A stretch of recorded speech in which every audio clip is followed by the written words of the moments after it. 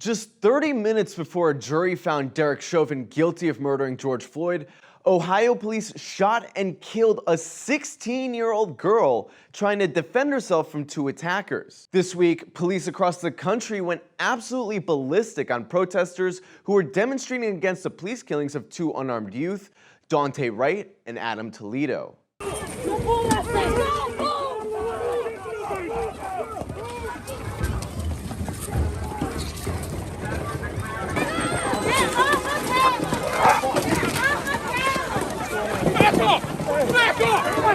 It feels like May of 2020 all over again, and a lot of people are asking themselves, after all of that protesting, after all of that yelling and explaining and demanding and crying, how is it that the police are still doing all the same stuff that we've been protesting against? Why don't they understand that this is why people fear and loathe the police in this country? Why do cops look more and more like soldiers and treat us like enemy combatants? In order to answer these questions, we need to understand what purpose police serve in this society. Almost every society in history is divided into two groups or classes. One is a small group of wealthy and powerful elites, and the other group is everyone else, the masses of people.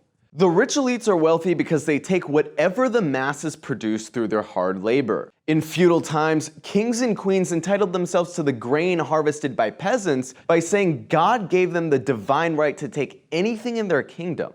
Today, a capitalist will say they own the phones or the TVs their workers produce because they pay the workers a wage worth a fraction of whatever good it is they produced, if anything, and call it a fair trade. Either way, these justifications don't exactly stand on their own logic. These arrangements are obviously exploitative, and sooner or later, the oppressed masses will realize that they massively outnumber the elites and will take back everything that's been stolen from them. The police are there to prevent this. They're a group of people lifted out of the masses who are given special privileges and rights, but also the exclusive right to commit violence in order to maintain the exploitative status quo. The same way knights existed to protect kings and queens, police exist to protect modern-day aristocrats, the billionaire class. Now, I know what you're all saying. Kei, all cops do is enforce the laws. They're just law enforcement officers. And this is true, but who's saying that the laws don't exist to protect and enrich the billionaire class either? The first police in this country were created to enforce fugitive slave laws. The Fugitive Slave Acts of 1793 and 1850, enacted by Congress,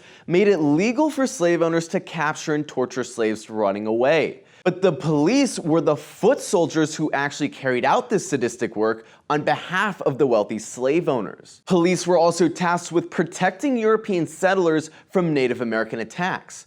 Of course, it was actually the Europeans attacking the natives by stealing their land and killing them indiscriminately, and police were simply there to protect what the Europeans had stolen. These slave patrols and night watches went on to form modern-day police departments. In both cases, they protected the wealth of a small landowning, slave-owning class by brutalizing and killing the masses of oppressed indigenous and black people in order to prevent them from taking back what belonged to them. Police brutality towards black people is the most consistent theme in US policing. This doesn't just have to do with the rampant racism in police departments, but also the fact that African Americans have been so disproportionately exploited by the capitalist system that they also have the most reason to overturn it. Black people are consistently on the forefront of movements calling for revolutionary change, and the ruling class knows this and fears this. This is why police are used to routinely terrorize innocent black people as a way of scaring them into not rebelling. Police are also the backbone of the anti-union and anti-socialist movements in this country. After the victory of the socialist revolution in Russia, union activity spread like wildfire throughout the United States. Inspired by the first worker-led revolution in the world, workers in the US began striking in record numbers, leveraging the power of their numbers against their wealthy bosses. Tasked with enforcing the 1918 Sedition Act, police raided the homes of anyone even suspected of being a union organizer or a socialist and deported or imprisoned them. Thousands were arrested and many people were held for months without trial. As socialism continued to spread to China, Korea, Cuba, and other parts of the Third World, socialism became increasingly popular with working and oppressed people in the United States. The police were especially afraid of black radicals and black communist organizations like the Black Panther Party, who were winning the hearts and minds of black people around the country. The FBI waged a counterintelligence program known as COINTELPRO to sabotage the Black liberation movement.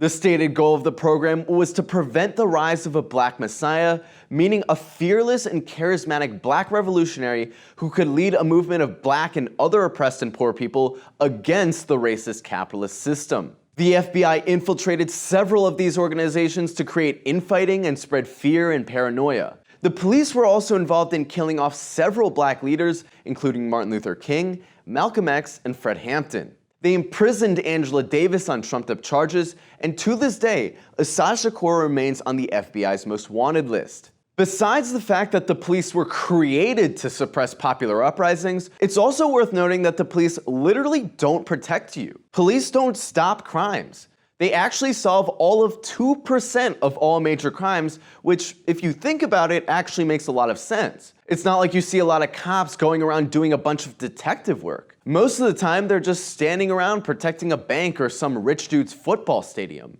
Look up! You're protecting McDonald's! You're an idiot! You never see police standing outside a woman's house when her crazy boyfriend is stalking and threatening to kill her. You never see the cops posted up outside of black churches or in Chinatowns protecting people from racist hate crimes. So this goes back to the original question. If cops are there to enforce the law, why is it that less than 2% of cops are prosecuted for fatal shootings? They did break the law after all. They committed murder. So why haven't they been arrested by the cops? Well, for the same reason the cops didn't arrest the bankers who defrauded hundreds of millions of people during the financial crisis. For the same reason they won't arrest Jeff Bezos for forcing his workers to piss in Gatorade bottles and wear shock bracelets.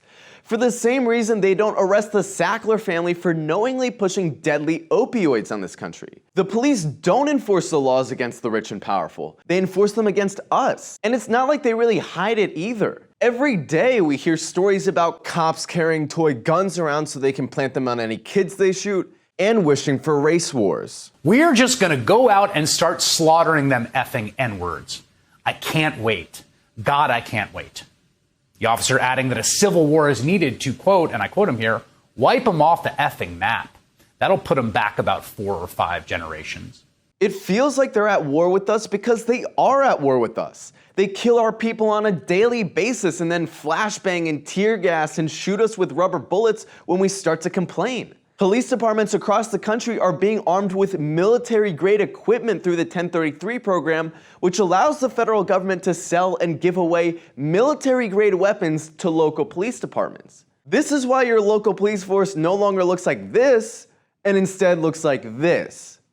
It's hard to see civilians as anything but enemy combatants when the weapons you're holding and the gear you're wearing are tools of f***ing war. These 1033 transfers have skyrocketed under the Biden administration. The United States is currently in a period of immense crisis. Inequality and poverty are rampant, while all of the wealth is being hoarded by just a handful of modern-day aristocrats. The billionaires have an uprising on their hands, and they've responded by creating a police state. Now, while the riot cops and the tear gas might be intimidating, just remember that they're out there because they're scared of you.